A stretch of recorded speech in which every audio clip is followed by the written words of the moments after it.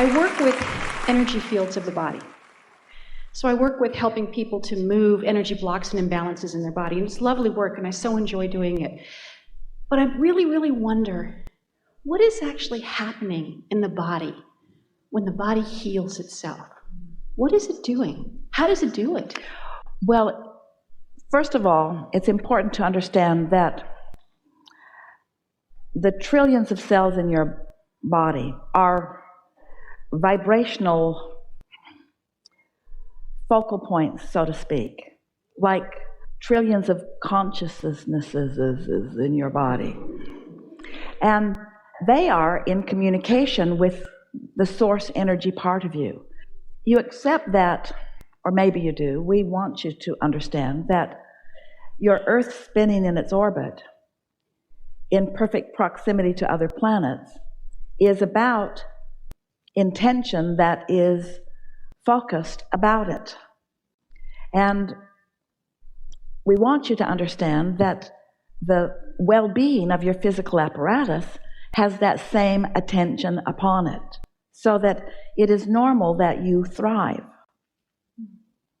So it isn't that it works to thrive, it is that it is natural to thrive. And so anytime you are thinking thoughts, your thoughts are affecting the communication between that source and your cells. So when you say you are doing energy work with others, meaning you're coming into alignment, focusing upon their apparatus, and using the influence of your alignment to assist them, still, you are only as effective as your ability to get them to relax and get out of the way. So what a true energy worker is someone in relationship to their own body who's deliberately thinking their thoughts, because your energy is moving through you in response to the thoughts that you are thinking. It really is as simple as that. What more are you wanting? Well, I'm interested in what happens at the cellular levels. You know, when someone has cancer, say, and they want to have that cancer go away from their body, and they have that intention for that to happen, and the healing does or it doesn't happen, what makes the difference? What happens when they decide they want to be healed that happens at that cellular level? Does it go down and actually talk to the consciousness of the cell and say, let's do this? What happens is there is a release in resistance, which is the only thing that is preventing their desire from being answered to begin with. The thing that's a little tricky about it is that it's hard for anyone else to understand the true intent of anyone. So that's part of it. But the most significant thing, let's just assume, for sake of what you're asking here, and it is logical to most, that when someone has a disease, something that they do not want, that they would like to release that from their experience. But it goes back to what we were saying in the very first words that we offered today. Your attention to what is often prevents what you really want from happening, because what is so dominant in so many experiences. And so it is a matter of releasing the thought that is holding you in the resistance to the well-being that you're wanting. So we want to talk not about the disease, but to talk about the wellness, to turn the attention to what is wanted. But you see, it isn't attention to illness that is causing illness. Oh, it is once the illness happens. Then it's hard not to give your attention to the illness. But it is not the attention to illness that brings about illness. It's attention to unwanted things of a variety. In other words, it's being off in the weeds about that, and off in the weeds about that, and off in the weeds about that, and off in the weeds about that, and off in the weeds about that. It is a habit or a momentum of putting yourself in the place of resistance about a lot of things. There is just a general attitude of unworthiness that abounds in the physical environment that springs forth from people not getting what they think they want and assuming that there is something outside of them that is preventing them from getting it. And so they assign themselves this feeling of unworthiness because their logic tells them that if they were really doing what they should be doing, then they would really be getting what they're wanting. And so it can be complicated, the reasons why, but it is always accompanied with negative emotion. So is that a trapping of a negative emotion in a certain part of the body that allows the illness to manifest? Never. What is it then? It is a fixation upon a subject that disallows the natural energy from flowing in the way that it would if you were not doing that thing that you're doing that's preventing that from happening. Okay. So what determines where they'll get the illness that they get? Well, that has to do with thoughts that they've been thinking. In other words, there are some patterns like that, but this might be the easiest way for you to hear it. Esther was talking with a friend the other day about dreams and how, do you notice that often when you awaken from a dream and are remembering it, that so many things that you've just been thinking about or living were in your dream? Last night, Esther was dreaming about a booklet. There were many pages that were double-sided, and all night long she worked on it with Quark, which is a computer application. And when she awakened in the morning, she thought, that was way more work than I ever have applied. So she knows that there's something that she's working on, that she's wanting to find a smoother rhythm about. And that was just a subject that was the easiest thing for her to interpret into her dream state as an example of it. You sort of get what we're talking about? Don't you sometimes find that your dreams are full of things that you've been thinking about? But what is really happening, your dreams are a creation. What you think about and what you feel and what manifests in your experience always match. And what you think about and what you feel and what manifests in your dream state always match. So it's logical that through the path of least resistance that it would happen in the way that it does, because those are the things that you've thought about the most. Mm-hmm.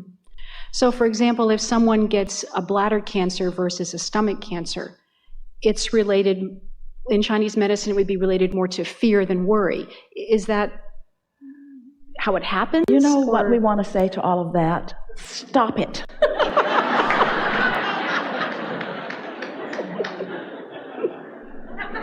Stop it. Because the scrutiny about things like that only hold you in a thought pattern that is not helpful. The path to wellness is not identifying and isolating disease. We know in the physical format it feels like it is, but that's part of that that we're talking about. What you're really wanting is alignment with this. The best way that we can explain this to you, and it may not be the technical understanding that you're reaching for here, but see the cork floating on the surface of the water. That's alignment. Now take hold of it and hold it under the water. That's resistance. But when you let go of it, it bobs right back up there again. And so just don't try so hard to manage the cork. Oh, cork. Oh, cork. You're under the water now, and I want to identify why that is. I don't know why you're choosing to be under the water like you are. Let's go under the water over here, and let's go under the water over here, and let's go under the water over here, and let's read a book while we're under the water over here, and let's go get some treatment over here while we're under the water. Oh, cork. But when you let go of it, oh, what are you doing back up there, cork? Come back down here. Come back down here where I can talk to you about the things that are bothering us. I love that. I love that. So I also work in conventional medicine, so I love this perspective of this. I truly do believe in what you've been saying about it's following the joy, and that's truly the path for healing. And I get very frustrated when people talk about the battle with cancer and all those other things, because that seems... When we talk about getting out ahead of things, you can get out ahead of it even when you're in the midst of it. Your powerful now is the intersection or the junction where you and all that you desire meet that larger part of you who has already heard you and answered you and is living the solution that you're looking for. So your problem meets your solution now. Your question meets your answer now. It's all happening right now, right now. It's all happening right now. The question is, what are you in the receiving mode of right now? It isn't easy to all of a sudden, after long momentum of being so physically focused, to accept yourself as a vibrational being. We know that. But that is the answer to all of the things that you are looking for. To accept your vibrational nature rather than your physical nature. Now, certainly your physical nature is an extension of your vibrational nature. Your physical nature could not be if it were not for your vibrational basis. But if you could get your attention off of what has manifested and upon the vibration that is causing the next and the next and the next and the next, reaching for an analogy for Esther because she's thinking a lot these days about momentum. And when you have momentum that has gradually moved you along to wherever you are, sometimes it feels like that momentum is on a course that cannot be changed, but that is not true. You could be in an airplane and be gradually ascending to 35,000 feet, or you could be in a rocket ascending much more rapidly and much more specifically and much more directly. So your thoughts have more power and impact than most of you are giving them credit. And the reason is most of you are offering most of your thoughts in response to what you are observing. Do you feel the sort of nailing your foot to the floor about that? In other words, if thoughts are powerful and mostly what you're thinking about is what is, then you're sort of squandering your power by staying the same. Things are changing constantly, but they change to the same thing because you've got your attention upon the same things. So different faces in different places, but the same sort of thing happening over and over again.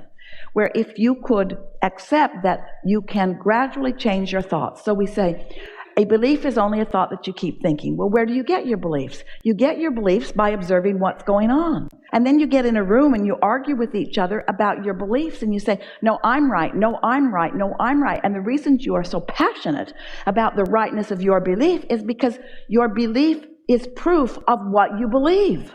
The reality, what happens, proves what you believe. Esther would say to us in the early days, but Abraham, it's true. And we would say, what's that got to do with anything? There are all kinds of things that are true that you don't want to experience. Be more discriminating about which beliefs you focus upon, which beliefs you hold active in your experience, which beliefs continue to replicate themselves in your experience because of the thoughts that you continue to think. And so all of you are touched by life, and life causes you to react, and your reaction is part of what perpetuates your belief. Law of attraction and momentum all take hold of that, but it does not have to be that way. You have the ability to focus otherwise. And so we can have a conversation about vibration and what it produces in terms of health or in terms of illness, or we can have a conceptual conversation about a cork that is floating. And you have to ask yourself which one feels the best when you're having the conversation. And most of you would say, well, the cork floating conversation actually felt better to me. It made sense to me, but it's much more general and not so specific to my experience. And we say the general things are usually better for your experience because the specifics that you are focused upon are usually the specifics of what is. How lovely would it be if you all could get to the specifics of what you desire instead of the specifics of what is?